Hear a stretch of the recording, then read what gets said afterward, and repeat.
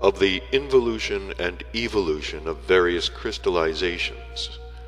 or, as your favorites say, of those active elements which have obtained and still continue to obtain their prime arising from this same fundamental prime source cosmic substance. Bear in mind here that it is just because of this that the mentioned objective science says that everything without exception in the universe is material. You must also know further that only one cosmic crystallization, existing under the name omnipresent Okidanoch, obtains its prime arising, although it also is crystallized from Etherokrylno, from the three holy sources of the sacred Theomert Malogos, that is, from the emanation of the most holy Son Absolute. Everywhere in the universe, this omnipresent Okidanoch, or omnipresent active element, takes part in the formation of all, both great and small, arisings, and is, in general, the fundamental cause of most of the cosmic phenomena, and, in particular, of the phenomena proceeding in the atmospheres. In order that you may be able to understand at least approximately concerning this omnipresent Okidanoch also, I must tell you, first of all, that the second fundamental cosmic law, the sacred Triamazikamno,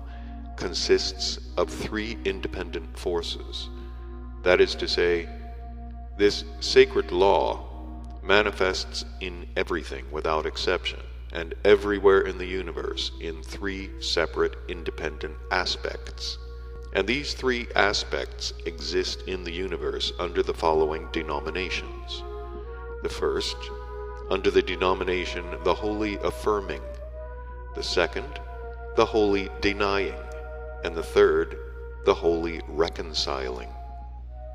And this is also why, concerning this sacred law and its three independent forces, the said objective science has, among its formulations, specially concerning this sacred law, the following: a law which always flows into a consequence and becomes the cause of subsequent consequences, and always functions by three independent and quite opposite characteristic manifestations latent within it, in properties neither seen nor sensed. Our sacred Theomertmalogos also, that is the prime emanation of our most holy Son Absolute, acquires just this same lawfulness at its prime arising, and during its further actualizations gives results in accordance with it. And so, my boy, the omnipresent Okidanoch obtains its prime arising in space outside of the most holy Son Absolute itself,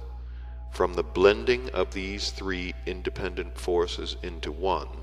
and during its further involutions it is correspondingly changed in respect of what is called the vivifyingness of vibrations, according to its passage through what are called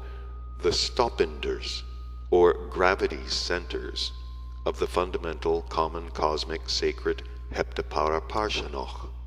I repeat, among the number of other already definite cosmic crystallizations, the omnipresent Okidanoch unfailingly always participate in both large and small cosmic formations, wherever and under whatever external surrounding conditions they may arise in the universe. The common cosmic unique crystallization, or active element, has several peculiarities proper to this element alone, and it is chiefly owing to these peculiarities proper to it that the majority of cosmic phenomena proceed, including, among other things, the said phenomena that take place in the atmosphere of certain planets. Of these peculiarities proper to the omnipresent active element alone, there are several, but it is enough for the theme of our talk if we become acquainted with just two of them. The first peculiarity is that when a new cosmic unit is being concentrated, then the omnipresent active element does not blend as a whole with such a new arising, nor is it transformed as a whole in any definite corresponding place, as happens with every other cosmic crystallization in all the said cosmic formations. But immediately on entering as a whole into any cosmic unit, there immediately occurs in it what is called Jatklom. That is to say, it is dispersed into the three fundamental sources from which it obtained its prime arising. And only then do these sources, each separately, give the beginning for an independent concentration of three separate corresponding formations within the given cosmic unit. And in this way, this omnipresent active element actualizes at the outset in every such new arising the sources for the possible manifestation of its own sacred law of Triyamasi Kamno.